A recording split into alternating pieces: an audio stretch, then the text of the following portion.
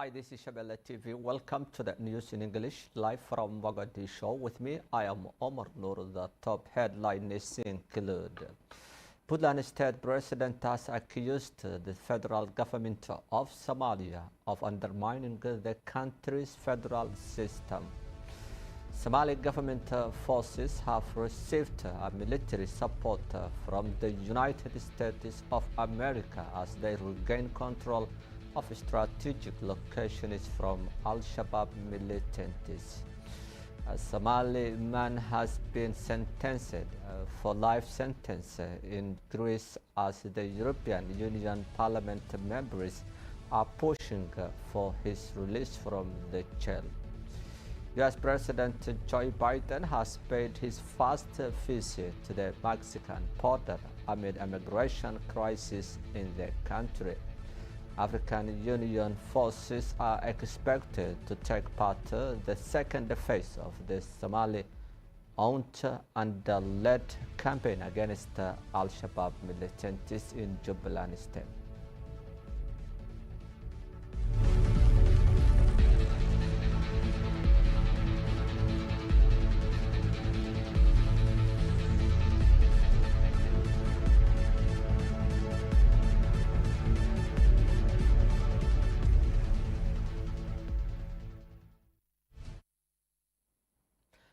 Welcome back to the news in details. Puntland State President Saeed Abdullahi Deni has accused the federal government of Somalia of trying to undermine and destroy the federal system in Somalia as he faces internal crisis within Puntland State after several political parties have boycotted to take part in the ongoing voter registration in Puntland State ahead of the local elections in this year. Puntland State President Saeed Abdullahi Deni has worked out the latest consultative forum between the leaders of the federal government of Somalia and the heads of the regional administrations in the country.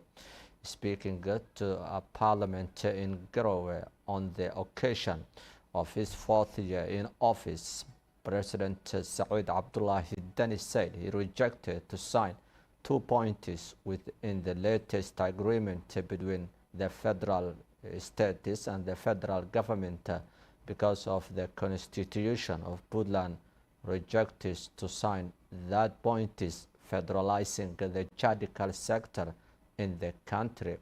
Puntland State President has also accused the federal government of Somalia of legalizing the capture of Las Anod and other regions in the border for Somaliland administration. Meanwhile, there is no any comment from the government of Somalia on the accusation by the Puntland President. Saeed Abdullahi Deni has run for Somali president last year against the current president Hassan Sheikh Mohamud, but he lost in the second round. He is now preparing for the elections in 2026. Somali President Hassan Sheikh Mohamud has recently called for a consultative forum with the leaders of the 5 federal member states and the mayor of Mogadishu to discuss the current crisis in Somalia, including the security, the fight against Al-Shabaab, as well as federalizing the justice system in Somalia.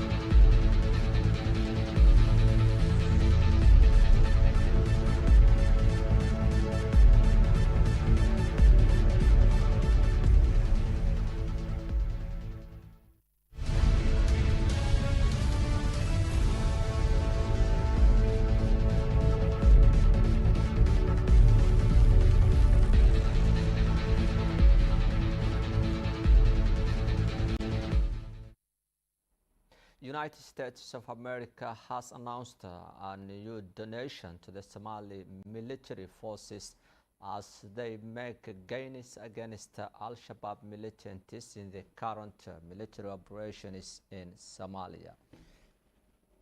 Speaking at the event at the U.S. Embassy within Mogadishu, Somali Defense Minister Abdulqadir Mohammed Noor has thanked the United States for the continuous support to the Somali National Army. The U.S. has donated $9 million in weapons, vehicles, medical supplies, and other equipment to the Somali National Army on Sunday in a handover ceremony attended by the U.S. Ambassador Larry Andrea, Somali Minister of Defense Abdulqadir Mohammed Noor, and the Somali National Army Chief Brigadier General Odwa Yusuf Rage. Along with the heavy weapons, the U.S. sent construction equipment and home and pump disposal kits. The Somali military said that most of the supplies have already been sent to the front lines of the anti-Al-Shabaab offensive in the central regions of Shabelle and Galmudug. We cheer the success of the Somali security forces in their historic fight to fight and liberate the country from the militants and suffering under the Al-Shabaab militants, said Ambassador Andrea. This is Somali-led and Somali-fought campaign. The United States reaffirms its support and commitment to support the Somali efforts. Minister of Defense Abdulqadir Mohammed Noor Chaman thanked the United States, saying, "Allow me to convey the appreciation of the federal government of Somalia as well, the government of the United States of America, for the continuous support to the Somalis peace-building process and support in the fight against Al-Shabaab and terrorism. This support comes at a critical time for our forces as we boost their capabilities to combat Al-Shabaab," he said. The weapons include light and heavy machine guns. Will support as an Danab battalion is currently participating in the operations in Shabelle and Galmudug. The weapons are marked and registered pursuant to the federal government of Somalia's weapons and ammunition management policy, and will significantly increase the lethality and mobility of the SNA Danab unit's participation in this operation. The United States of America has been a key ally in the fight against Al-Shabaab, as Washington deployed hundreds of special forces to Somalia to take part in the fight against Al-Shabaab. AFRICOM has carried out dozens of airstrikes targeting Al-Shabaab, which left dozens of leaders from the group dead.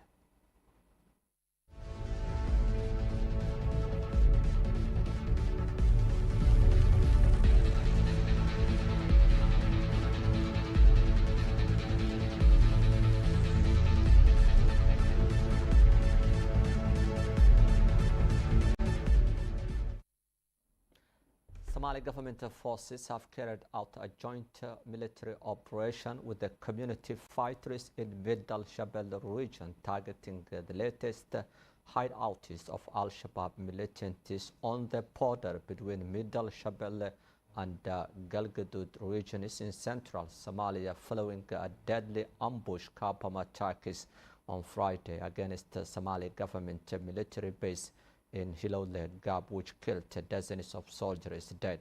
Somali military said they have liberated the entire Middle Shabelle region and now focusing their operations on Galgaduud region in central Somalia, where Al-Shabaab holds swathes of territory, among them El Bur, which is the main headquarters of the militants in Galgaduud region. Galmudug State said it would launch an offensive against Al-Shabaab to recapture the final pockets held by Al-Shabaab militants.